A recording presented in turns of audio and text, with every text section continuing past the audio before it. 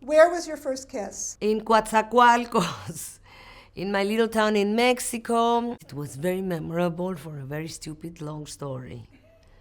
I wanted to taste good and I kept putting honey on my lips. And I said, what did it taste like? And he said, like honey. But it's the cliche, that's what they say. And so I kept putting honey on my lips and I burnt my mouth. And I had an infestation of ants in my bedroom. And something that started real romantic turned out to be kind of disastrous. By the way, in Mexico, we eat ant eggs fried in a special way. And we eat also crickets. But live ants, it's a whole different thing. No.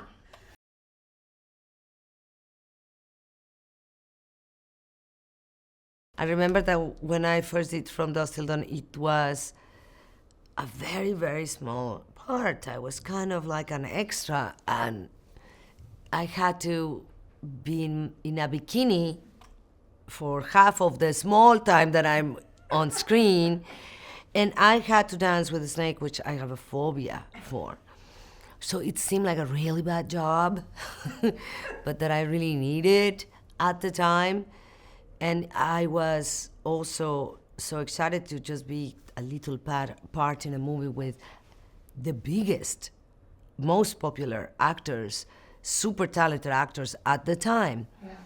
And so I was really, really shocked when my 5 minutes on screen became so memorable and that people are still talking about this film. Not to mention also that this was also a little bit of a horror movie, which not my thing, and that I was afraid of the monsters that I had seen go into the makeup trailer. I knew it was prosthetics and they would still freak me out.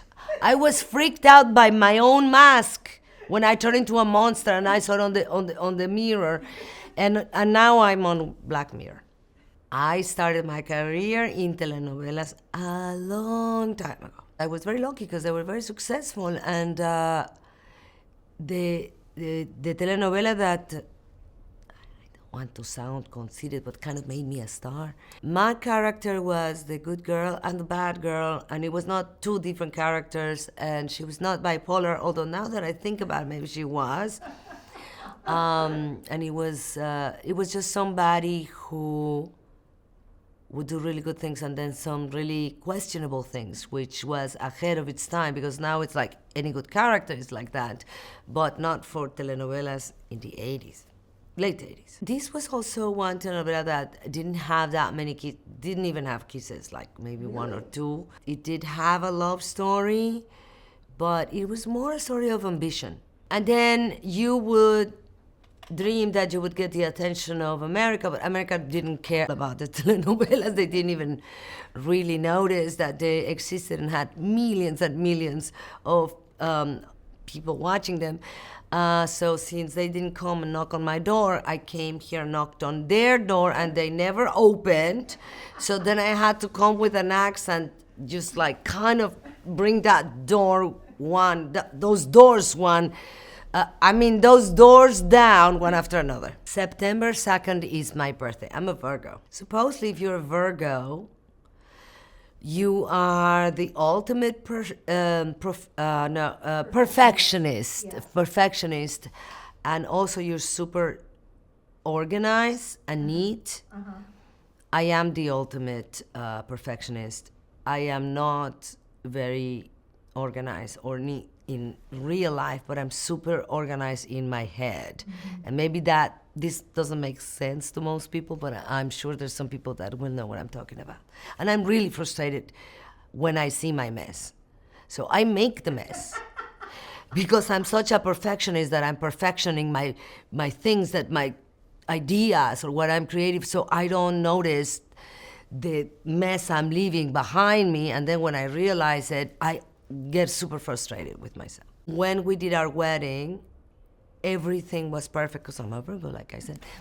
And I was like micromanaging everything, but there was one thing that I was not, it was it was not exactly how I would have wanted it, which was the cake. It tasted delicious, but it was too modernistic for what I wanted, but there was no time to redo it. And so I was obsessed about the cake situation. I just wanted it more traditional, and I was convinced by a brilliant person to go with something more modern, and it was like a spaceship, and it was a work of art and a sculpture, but I just didn't know what to cut, where to cut. I really wanted the traditional, normal looking, not so sophisticated wedding cake. So on my 50th birthday, one of my gifts, because it was a big party, that Francois gave me was the perfect wedding cake that I wanted to have on our wedding. So that was a really nice. And he said, I hope that now she stops complaining, like, I don't know, 15 years, 10 years after.